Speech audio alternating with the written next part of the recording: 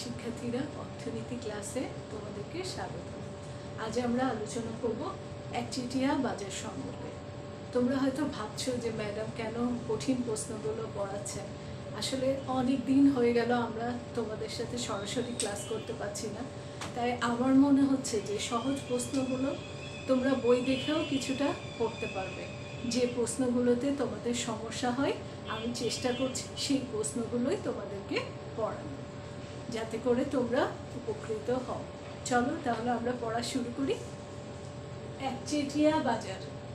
একচেটিয়া বাজার বলতে আমরা বুঝি যে যখন কোনো দ্রব্যের সমগ্র উৎপাদন একজন বিক্রেতা বা একদল সংঘবদ্ধ বিক্রেতা নিয়ন্ত্রণ করে এবং সরবরাহ করে, তখন তাকে একচেটিয়া বাজার বলা হয়। কি কঠিন লাগছে? তাহলে সহজ করে বলি। যে বাজারে একজন মাত্র বিক্রেতা এবং অসংখ্য ক্রেতা থাকবে সেই বাজারকেই একচেটিয়া বাজার বলা হয়। যে বাজারে একজন মাত্র বিক্রেতা এবং অসংখ্য ক্রেতা থাকবে সেই বাজারকেই একচেটিয়া বাজার বলা হয়। একচেটিয়া কারবারি যে দ্রব্য বিক্রি করবে সেই দ্রব্যের কোনো নিকট পরিবর্তক দ্রব্য বাজারে থাকবে না। একচেটিয়া কারবারি তার দ্রব্যের দাম নিয়ন্ত্রণ করবে এবং উৎপাদন নির্ধারণ করবে। এই বাজারে ক্রেতাদের কোনো স্বাধীনতা থাকে না। একচেটিয়া কারবারির ভারসাম্য ক্ষেত্রে একচেটিয়া কারবারি সব সময় চেষ্টা করে যে মুনাফা সর্বাধিক করতে। মুনাফা সর্বাধিক করার জন্যই সে এমনভাবে উৎপাদন নির্ধারণ করে যাতে করে তার মুনাফা সর্বাধিক হয়। মুনাফা সর্বাধিক হয় সেখানে যেখানে এমআর এবং এমসি সমান হয়, তার সেখানেই সে ভারসাম্য অর্জন করে। তাহলে মুনাফা যেখানে সর্বাধিক হয় সেখানেই সে ভারসাম্য অর্জন করে।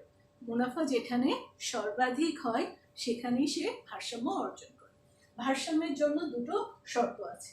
একটা হলো প্রয়োজনীয় শর্ত, এমআর ইকুয়াল টু এমসি হবে। এমআর ইকুয়াল টু এমসি হবে। পর্যাপ্ত শর্ত, এমসি রেখা এমআর রেখাকে নিচ দিক থেকে ছেদ করে উপরে উঠবে। এমসি রেখা এমআর রেখাকে নিচ দিক থেকে ছেদ করে উপরে উঠবে। যতক্ষণ পর্যন্ত এমআর এমসি এর থেকে বেশি থাকবে ততক্ষণ পর্যন্ত ফার্মে নতুন মুনাফা পাওয়ার সম্ভাবনা বা সুযোগ থাকবে।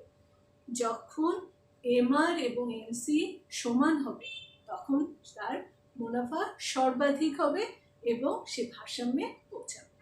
যখন এমসি এমআর থেকে বেশি হয়ে যাবে, এমসি এমআর থেকে বেশি হয়ে যাবে, অর্থাৎ মার্জিনাল কস্ট মার্জিনাল রেভিনিউ থেকে বেশি হয়ে যাবে, অর্থাৎ আয় থেকে যখন ব্যয় বেশি হয়ে যাবে, আয় থেকে যখন ব্যয় বেশি হয়ে যাবে তখন ফার্মে লোকসান হবে। আমরা চিত্রের মাধ্যমে বিষয়টা আলোচনা করি। প্রথমে আমরা আলোচনা করব অস্বাভাবিক মুনাফা অর্জন।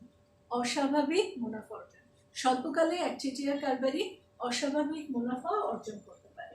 আমরা এক্স অক্ষে দ্রব্যের পরিমাণ এবং লম্ব অক্ষে আয় রেখেছি। এটা হলো এমআর রেখা অর্থাৎ মার্জিনাল রেভিনিউ, প্রান্তিক আয় রেখা। এটা এআর রেখা, এভারেজ রেভিনিউ বা গড় আয় রেখা। এসি এভারেজ কস্ট বা গড় ব্যয় রেখা। এমসি মার্জিনাল কস্ট বা প্রান্তিক ব্যয় রেখা। আমরা প্রথম শর্ত অনুযায়ী এমআর ইকুয়াল টু এমসি হবে, সেই শর্ত অনুযায়ী আমরা দেখি যে ই বিন্দুতে এমআর এবং এমসি পরস্পর সমান হচ্ছে। ই বিন্দুতে এমআর এবং এমসি পরস্পর সমান হচ্ছে এবং দ্বিতীয় শর্ত অনুযায়ী এমসি রেখা এমআর রেখাকে এমসি রেখা এমআর রেখাকে নিচ দিক থেকে ছেদ করে উপরে উঠেছে। তাহলে এই ই বিন্দুতে ভারসাম্যে দুটো শর্তই পালিত হয়েছে। কাজে ই বিন্দু হলো ভারসাম্য বিন্দু। এখানে ও কিউ পরিমাণ উৎপাদন এবং দাম নির্ধারণ হয় ও এ পরিমাণ। ফার্মের মুনাফা জানতে হলে আমাদেরকে আয় ব্যয় জানতে হবে। আমরা দেখি এখন যে এখানে ফার্মের আয় কত হয়। আয় জানার জন্য একটা সহজ কথা মনে রেখো যে আয় জানার জন্য আমরা গড় আয়ের কাছে চলে যাই। গড় আয় লেখা আমাদের হেয়ার। তাহলে একটা ফার্মের এই ফার্মটির আয় হচ্ছে OACQ। OACQ আয় হচ্ছে OACQ। ব্যয় জানার জন্য আমরা ব্যয় রেখার কাছে যাব। ব্যয় রেখা আমাদের AC, সেই অনুযায়ী আমাদের ব্যয় হলো OBDQ। ফার্মের ব্যয় OBDQ। তোমরা একটু ভালো করে দেখো যে আয় হচ্ছে OACQ, আয় হচ্ছে OACQ এবং ব্যয় হচ্ছে OBDQ। আয় এতখানি, ব্যয় এতখানি। তাহলে মুনাফা হচ্ছে BACD। মুনাফা হচ্ছে অস্বাভাবিক মুনাফা হচ্ছে আয় থেকে ব্যয় বাদ দিলেই আমরা মুনাফা পেয়ে যাব। তাহলে আয় থেকে আমরা ব্যয় বাদ দিয়েছি এবং মুনাফা পেয়েছি BACD। এখানে একচেটিয়া ফার্মটি অস্বাভাবিক মুনাফা অর্জন করছে। দ্বিতীয় চিত্রে আমরা দেখব ফার্ম যেমন অস্বাভাবিক মুনাফা অর্জন করে তেমনি স্বল্পকালে একচেটিয়া কারবারি অনেক সময় লোকসানেরও শিকার হয়। আমরা চিত্রে দেখি, এখানে আমি এগুলো আর বলছি না, MR, AR, MC এবং SSC। এখানে উৎপাদনের পরিমাণ হচ্ছে OQ এবং উৎপাদনের পরিমাণ OQ।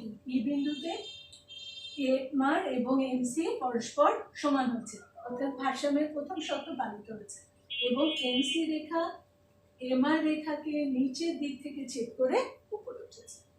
MC রেখা MR রেখাকে নিচ দিক থেকে ছেদ করে উপরে উঠেছে। কাজে ই হচ্ছে ভারসাম্য বিন্দু। এক্ষেত্রে ফার্মের আয় হচ্ছে OPDQ। ফার্মের আয় হচ্ছে OPDQ। OPDQ এটা হচ্ছে ফার্মের আয় এবং ব্যয় হচ্ছে OABQ। OABQ। তোমরা দেখো এখানে আয়ের থেকে কিন্তু ব্যয় বেশি হয়ে গেছে। আয়ের থেকে ব্যয় বেশি হয়ে গেছে। আয় হচ্ছে এতখানি এবং ব্যয় হচ্ছে এতখানি। আয়ের থেকে যদি ব্যয় বেশি হয় তাহলে সর্বপ্রথম ফার্মের লোকসান হচ্ছে। এক্ষেত্রে লোকসান হলো PABD। PABD এখানে লোকসান হচ্ছে PABD। আয় হচ্ছে এতখানি, ব্যয় হচ্ছে এতখানি। ব্যয় থেকে যদি আমরা আয়কে বাদ দিয়ে দিই তাহলে ফার্মের লোকসান হলো PABD।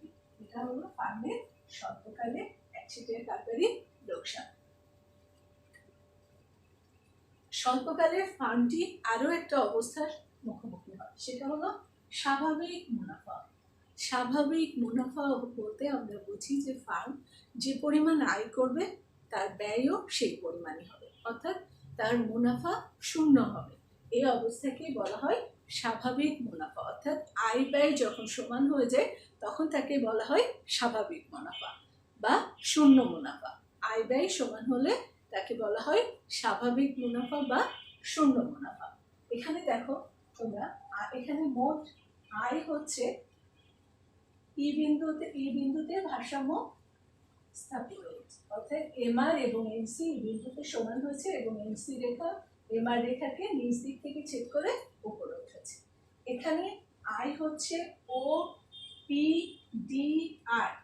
আয় হচ্ছে OPDR। আয় OPDR এবং ব্যয় হচ্ছে OPDR। ব্যয়ও হচ্ছে OPDR। অর্থাৎ এখানে আয়ও যতটুকু ব্যয়ও ততটুকু। আয় এবং ব্যয় এখানে দুটোই সমান। কাজে এখানে ফার্মটি স্বাভাবিক মুনাফা অর্জন করছে। এখানে ফার্মটি স্বাভাবিক মুনাফা অর্জন করছে। চিত্রগুলো হয়তো তোমাদের কঠিন লাগছে, কিন্তু একটা সহজ বিষয় আমি তোমাদের বলি যে তিনটা চিত্রই কিন্তু একই আছে। MR, AR, MC এই তিনটা বিষয় কিন্তু তিনটা চিত্রে একই আছে। শুধু তোমরা পরিবর্তন করবে খরচকে,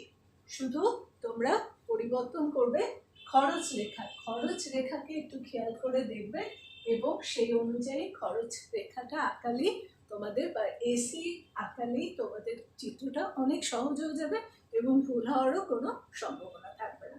কাজে তিনটা চিত্র দেখে একই রকম লাগবে, কিন্তু তোমরা শুধু পরিবর্তনটা দেখতে পাবে এসির ক্ষেত্রে। একটু ভালো করে দেখলেই তোমরা বিষয়টা বুঝতে পারবে। আজ এ পর্যন্তই। ভালো থাকো, সুস্থ থাকো, তোমাদের মঙ্গল কামনায় শেষ করছি।